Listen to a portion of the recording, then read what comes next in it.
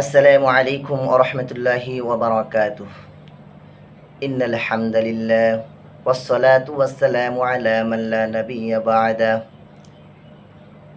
লা শারীকা লাহু ওয়া লা নিদ্দা লাহু ওয়া লা জিদ্দা লাহু ওয়া লা হাদ্দা লিমাওলা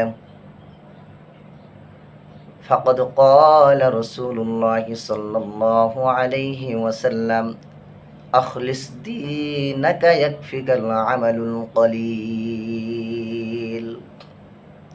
আলহামদুলিল্লাহ, আল্লাহ পাক রব্বুল আলামিনের লাখ কোটি শুকরিয়া যে আল্লাহ রব্বুল আলামিন আমাদেরকে সুস্থতার নিয়ামত দান করেছেন।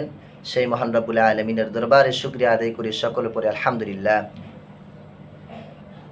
বিশ্বনবী জনাবে মুহাম্মদুর রাসূলুল্লাহ, যেনাকে সৃষ্টি না করলে সারা আসমান জমিন চন্দ্র সূর্য গ্রহ নক্ষত্র কুল কায়নাত কোনো কিছুকে সৃষ্টি করতেন না, সেই বিশ্ব মানবতা মুক্তির দিশারি সাইয়্যিদুল মুরসালিন রাহমাতুল লিল আলামিন নবীর প্রতি একবার সংক্ষিপ্ত দরুদ পড়ি সাল্লাল্লাহু আলাইহি ওয়াসাল্লাম। সম্মানিত উপস্থিতি, রাসূল করিম সাল্লাল্লাহু আলাইহি ওয়াসাল্লামের লক্ষ লক্ষ কোটি কোটি হাদিসের বাণী থেকে একটি ছোট্ট হাদিস আমি আপনাদের সামনে উপস্থাপন করেছি। হাদিসটি হলো, আখলিস দীনাকা ইয়াকফিকাল আমালুল কলিল। তোমার ঈমানকে খাঁটি করো, অল্প আমলই নাজাতের জন্য যথেষ্ট হইবে। রাসূল করিম সাল্লাল্লাহু আলাইহি ওয়াসাল্লাম আমার ঈমানকে খাঁটি করতে বলেছেন, যে তোমার যে ঈমান, এই ঈমানকে খাঁটি করো।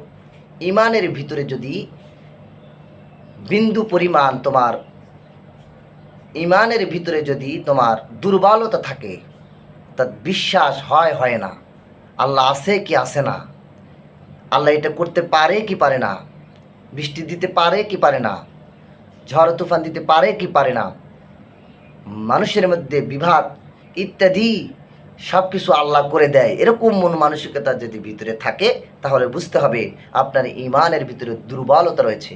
আর ঈমানের ভিতরে দুর্বলতা নিয়ে যদি আপনি সারা দিন ইবাদত বন্দেগী করেন, তাহলে ওই ইবাদত বন্দেগীর কোনো দাম নাই। এজন্য আপনার সর্বপ্রথম ঈমানকে খাঁটি করতে হবে, ঈমানকে খাঁটি করতে হবে। ঈমানের ভিতরে এক বিন্দু পরিমাণ এরকম সন্দেহ পোষণ থাকা যাবে না যে আল্লাহ পারবে না। আল্লাহ অবশ্যই সবই পারে।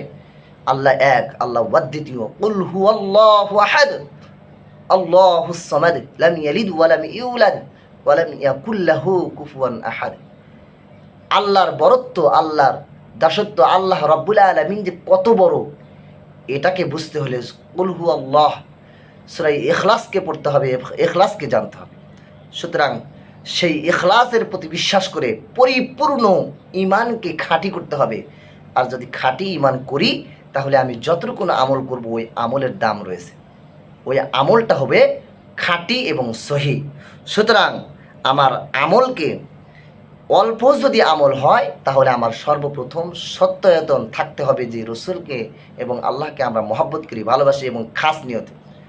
এক বিন্দু পরিমাণ আমার ভিতরে অহংকার থাকা যাবে না যে আল্লাহ কহিতে এটা পারবে না, এরকম নিয়ত থাকাই যাবে না।